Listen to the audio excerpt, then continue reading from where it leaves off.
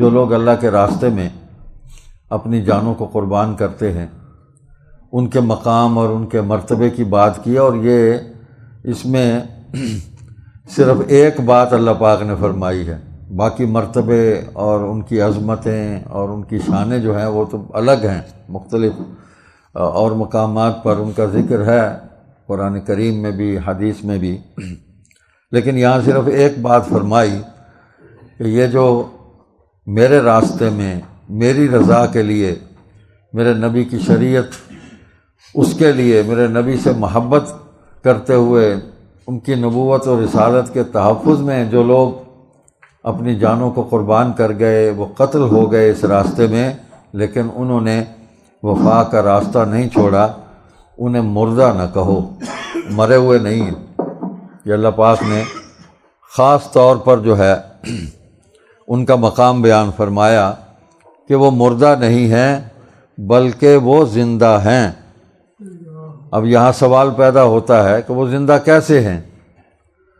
زندگی کے تو اسباب ہی کچھ اور ہیں، کھانا پینا ہے، چلنا پھرنا ہے، اٹھنا بیٹھنا ہے، معاملات ہیں، تو وہ تو نہیں ہے اس میں۔ ایک آدمی قتل ہو گیا، مر گیا، تو پھر یہ کیسی زندگی ہے؟ تو اللہ تعالیٰ نے اس کا بھی جواب دیا۔ اللہ جانتا ہے جو کچھ پہلے ہو چکا، اللہ اس سے بھی باخبر ہے، جو ہو رہا ہے اللہ اس سے بھی باخبر ہے، اور جو آئندہ ہونے والا ہے اللہ اس سے بھی باخبر ہے۔ تو اللہ کے علم میں یہ بات موجود ہے کہ میری اس بات پر مخلوق کے دلوں میں سوالات اٹھیں گے،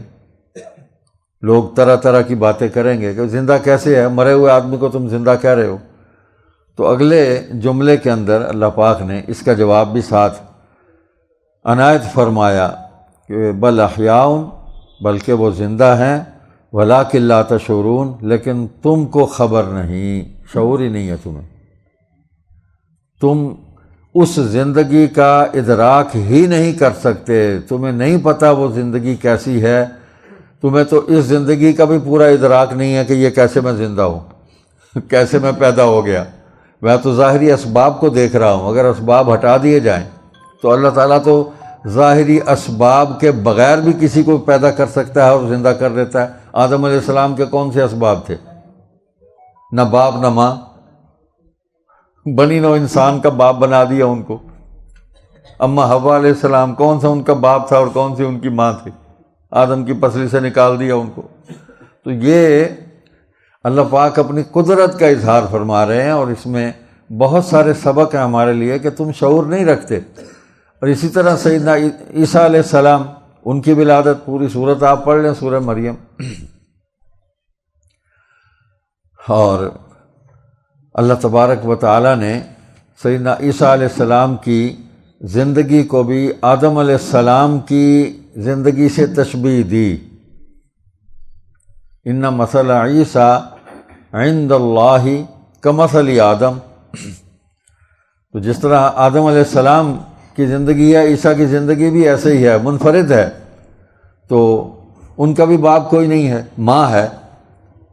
آدم کا نہ باپ ہے نہ ماں ہے، عیسیٰ علیہ السلام کے باپ نہیں ہے، ان کی ماں ہے۔ تو ماں کے بطن سے بغیر باپ کے اللہ نے پیدا کیا۔ تو سوال تو اس وقت بھی لوگوں نے کیا کہ یہ کیسے ہو گیا۔ سیدہ مریم علیہ السلام وہ پریشان ہوئی، لوگوں نے سوال کیا کہ یہ کیا، بیٹا کیسے ہو گیا؟ تو اللہ تبارک و تعالیٰ نے پھر اس وقت اپنی جس قدرت کا اظہار فرمایا۔ اللہ کے سارے کام جو ہیں، اس کی قدرت کے جو اظہار ہیں، وہ بنی نوع انسان کی ہدایت کے لیے ہیں کہ میں یہ سب کچھ کر سکتا ہوں۔ تو عیسیٰ علیہ السلام جو بولنے کی عمر نہیں ہے، ماں کی گود میں کھڑے ہو کے وہ فرما رہے ہیں قال انی عبداللہ آتانی الکتاب وجعلنی نبیا، اور پوری صفائی بھی ماں کی دی اور اپنا مقام اور منصب بھی بیان کر دیا۔ تو یہ انسان کے ظاہری جو ہمارے قیاسات ہیں، جو ہمارے مشاہدات ہیں، ہمارے تجربات ہیں، اس سے ہٹ کر جب کچھ چیزیں سامنے آتی ہیں تو پھر ہماری عقل وہاں جواب دے جاتی ہے۔ تو اسی لیے ہمیں حکم یہ ہے کہ اپنی عقل پر اور ظاہری اسباب پر انحصار کر کے مجھے مت سمجھو، نہ میرے دین کو، میری کتاب کو، یہ ایسے سمجھ میں نہیں آئے گی۔ جب تک اپنی عقل کو میری وحی کی روشنی نہیں دو گے، میری کتاب کی روشنی نہیں دو گے، عقل تمہاری رہنمائی صحیح نہیں کرے گی۔ اور اس عقل کی رہنمائی کے لیے، اس وحی کی روشنی کو حاصل کرنے کے لیے سب سے بڑا ذریعہ حضور خاتم النبیین محمد کریم صلی اللہ علیہ وسلم کو اللہ تعالیٰ نے بنایا کہ دیکھ لو میرے بندے ہیں، جو باتیں کرتے ہیں میں ان پر نازل کرتا ہوں، جو حکم یہ سنا رہے ہیں میں ان پر نازل کرتا ہوں، اور جو خبر یہ دے رہے ہیں کوئی خبر غلط نہیں ہے ان کی۔ چیلنج ہے، اگر کسی کے مرنے کی خبر دی ہے تو وہ صحیح خبر دی ہے۔ سینکڑوں میل کا فاصلہ ہے، حضور صلی اللہ علیہ وسلم نے کسریٰ کے قتل ہونے کی خبر دے دی بیٹھ کے، وہ مر گیا، بیٹوں کے ہاتھوں قتل ہو گیا، جاؤ جس کو تم خدا مانتے تھے، میرے اللہ نے اس کو قتل کرا دیا۔ تو میں اس حی و قیوم رب کو ماننے والا ہوں جو مجھے خبریں دیتا ہے، یہ ذرائع بھی نہیں تھے۔ تو یہ ساری چیزیں انسان کو، یہ معجزات میں سے آ جاتی ہیں، خرق عادت ہے، معجزات ہیں، اور معجزہ کہتے ہی اسی کام کو ہیں، اس عمل کو ہیں، اس بات کو ہیں کہ جو انسانی عقل جو ہے وہ سوچنے سے عاجز آ جائے، کوئی انسان کرنے سے عاجز آ جائے، اس کا عجز جو ہے وہ ظاہر ہو جائے کہ میں نہیں یہ بات نہ کر سکتا ہوں، نہ یہ عمل مجھ سے ہو سکتا ہے، پتہ نہیں یہ کیسے ہو گیا۔ تو یہاں اللہ پاک یہی فرما رہے ہیں، بل احیاء ولکن لا تشعرون، وہ زندہ ہے مگر تمہیں اس کا شعور نہیں ہے۔ تو اس بات کو تسلیم کر لینا چاہیے۔ آج ملحدین کا ایک غول بیابانی ہے، ایک گروہ ہے، وہ ہمارے ملک کے اندر بھی موجود ہے۔ کسی کو خدا سمجھ میں نہیں آتا، کسی کو نبوت سمجھ میں نہیں آتی، کسی کو وحی سمجھ میں نہیں آتی، کسی کو حلال اور حرام کے مسائل سمجھ میں نہیں آتے، پھر وہ اپنی عقل کی بنیاد پر ان کو حل کرنے کی کوشش کرتے ہیں۔ خود بھی وہ عالم اعراف میں ہوتے ہیں، ڈبکیاں لے رہے ہوتے ہیں، کوئی ان کی منزل متعین نہیں ہے، کوئی کسی بات کو یقینی طور پر وہ کہنے کی پوزیشن میں نہیں ہے، اور لوگوں کو بھی شکوک اور شبہات میں مبتلا کر رہے ہیں۔ تو اس کا ایک ہی حل ہے کہ مان لو، یؤمنون بالغیب، بس جو اللہ نے فرما دیا اس کو مان لو، تسلیم کر لو۔ اسلام نام ہی اسلم تسلم، اسی کا نام اسلام ہے، مانو گے تو سب کچھ سمجھ آتا چلا جائے گا۔ تو ہماری عقل یہ کوئی معیار نہیں ہے، اسباب بھی معیار نہیں ہے کہ نا، کہ یہاں کی زندگی کے اسباب اور ہیں، قبر کی برزخی حیات ہے اس کے اسباب اور ہیں، قیامت کے دن اللہ پاک اٹھائیں گے، کیسے اٹھائیں گے ہمیں نہیں پتہ، اللہ نے کہا میں اٹھا دوں گا، منا خلقناکم، اسی مٹی سے پیدا کیا۔ اب کون کہے یہ مٹی سے ہے، یہ وجود مٹی سے کیسے ہے؟ مٹی تو لگی ہوئی کہیں نظر نہیں آ رہی، لیکن اللہ کہتا ہے میں نے پیدا کیا، وفیہا نعیدکم، اسی میں لوٹائیں گے۔ یہ سمجھ میں آ جاتا ہے جو وہ قبروں میں ہم اتار رہے ہوتے ہیں لوگوں کو، وہ سمجھ میں آتا ہے کہ اب کیا کریں، اس کو رکھ کے تو کچھ نہیں کر سکتے، چلو اس کو زمین کے اندر۔ اور یہ بھی اللہ تعالیٰ نے طریقہ سکھایا ہمیں کہ مرنے والے کو اس طرح زمین کے سپرد کرو، اور وہ میرے سپرد ہے، میں اسی میں سے میں نے پیدا کیا، اسی میں لوٹائیں گے۔ وَمِنْهَا نُخْرِجُكُمْ تَارَةً أُخْرَىٰ، اگلی بات پھر ملحدین کو سمجھ نہیں آتی کہ قیامت کے دن کیسے اٹھائیں گے۔ تو اللہ اٹھانے پر طاقت رکھتا ہے، جس نے پیدا کیا ہے اس میں لوٹایا ہے، وہ دوبارہ پیدا کرنے کی اور زندہ کرنے کی بھی طاقت اور قدرت رکھتا ہے۔ تو یہ اللہ تعالیٰ نے ان شہیدوں کا یہ ایک صفت بیان کی ہے کہ یہ زندہ ہیں، ان کو مرا ہوا نہ کہو، تم شعور نہیں رکھتے۔ دوسری جگہ فرمایا بل احیاء عند ربہم یرزقون، بلکہ وہ زندہ ہیں اور اپنے رب کی طرف سے وہ رزق پاتے ہیں، ان کو رزق ملتا ہے ان کے رب کی طرف سے، وہ کھاتے ہیں۔ کیا کھاتے ہیں؟ وہاں سے دنیا سے تو کوئی غذا نہیں جا رہی، روٹیاں پک کر نہیں جا رہی ہیں، کوئی یہاں سے کوئی فاسٹ فوڈ کوئی آرڈر تو نہیں کیا ہے، مطلب وہ فوراً پہنچ گئے ہیں بائک پہ وہاں لے کے، ان کے لیے برگر لے کر پہنچ گئے ہیں۔ تو وہاں کا قانون اور ہے، وہاں کا زمانہ اور ہے، وہاں کی زندگی اور ہے، اس زندگی کے اسباب اور ہیں، وہ کسی کو معلوم نہیں، وہ اللہ جانتا ہے۔ تو یہ شہداء کا سلسلہ ہے جو چل رہا ہے، 1446 سال ہو گئے، وہ چلتے چلتے اس زمانے تک بھی حضور صلی اللہ علیہ وسلم کے منصب ختم نبوت کی حفاظت کے لیے مسلمان جو ہیں وہ اپنی جانوں کی قربانی دیتے چلے آ رہے ہیں۔ 1953 کے شہداء اسی لاہور میں مال روڈ پر جس طرح ان کو شہید کیا، امپورٹڈ گولیوں سے مارا، قادیانیوں نے فرقان بٹالین جو ان کی بنی ہوئی تھی، فوجی وردیاں پہن کے آ کے اور ہماری فوج ہی کے ایک جنرل اعظم خان بدبخت اور بد نصیب نے اس نے آرڈر دیا، اوپر سے ایوب خان تھا، اس کا آرڈر تھا، وہ کمانڈر ان چیف تھا، یہ خواجہ ناظم الدین وزیر اعظم تھا، اور دولتانہ ممتاز دولتانہ پنجاب کا وزیر اعلیٰ تھا۔ ان لوگوں کی ساری ملی بھگت سے اس نے لاہور میں مارشلہ لگایا، پاکستان میں پہلا مارشلہ لگا جنرل اعظم خان نے، اس نے گولی کا آرڈر دیا، اوپر سے اس کو آیا اور اس نے آگے یعنی لاشوں کا فرش بچھا دیا، اور اس تحریک میں مجموعی طور پر 10,000 کے قریب مسلمان شہید ہوئے ملک بھر میں، گولیاں مار کے ان کو سڑکوں پر مارا ان کو، لیکن ختم نبوت کا جھنڈا ان سے کوئی نہیں چھین سکا، اس لیے کہ یہ نبوت تمام زمانوں کے لیے ہے، اس نبوت کو زوال ہے ہی نہیں، یہ جھنڈا ہمیشہ بلند رہنا ہے، اور یہ قیامت کے دن بھی لواء الحمد کی صورت میں یہ جھنڈا بلند ہوگا۔ تو یہ مارچ کا مہینہ آتا ہے نا، تو 5-6 مارچ کو لاہور میں سب سے زیادہ شہادتیں ہوئی تھیں، گولی چلی تھی بہت زیادہ، چوک دالگرہ میں، مال روڈ پہ، یہاں اچھرا میں بہت فائرنگ ہوئی، بہت مسلمان شہید ہوئے۔ تو ہم مجلس احرار والے جو ہے نا، بس کو ہماری کیفیت بدلنی شروع ہو جاتی ہے، ہم تڑپتے ہیں جب مارچ آتا ہے نا،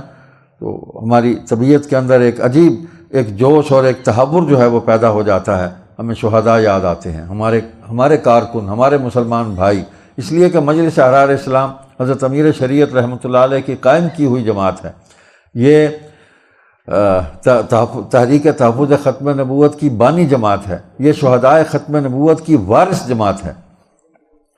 تو ہمیں بہت زیادہ تکلیف ہوتی ہے، تو ہم ہر سال ان کو یاد کرتے ہیں، ویسے تو سارا سال ہماری یادوں میں رہتے ہیں شہداء ختم نبوت، لیکن ہم خاص طور پر مارچ میں ہونے والے اس ظلم کو ہم لوگوں کو بتاتے ہیں کہ یہ اسلام کے نام پر حاصل کیے گئے ملک کے اندر ختم نبوت کا نعرہ بلند کرنے کے جرم بے گناہی میں مسلمانوں کو شہید کیا گیا، ان کے درجات تو بہت بلند ہو گئے، لیکن میں آپ کو بتا رہا ہوں، یہ آغا شورش کاشمیری نے لکھا تھا مرحوم نے چٹان میں، کہ سردار عبدالرب نشتر جو مسلم لیگ کے رہنما تھے، انہوں نے مجھے ذاتی طور پر بتایا کہ جن لوگوں نے تحریک ختم نبوت کے اندر گولیاں چلائیں، مسلمانوں کو شہید کیا، میں آج ان کے جو زندگی کی کیفیتیں ہیں، ان کی جو حالتیں ہیں، وہ میں بیان نہیں کر سکتا کہ وہ کس کرب اور تکلیف کے ساتھ اپنی زندگی کو گزار رہے ہیں، اللہ تعالیٰ نے ان کو کس عذاب میں مبتلا کیا ہوا ہے، آزمائش ہی آزمائش ہے، پریشانی ہی پریشانی ہے ان کے لیے، ان کو راحت کوئی نہیں مل رہی زندگی کی، تو یہ گھر کی گواہی تھی، اور یقیناً ذلیل ہوں گے۔ جس حضرت عثمان رضی اللہ تعالیٰ عنہ کو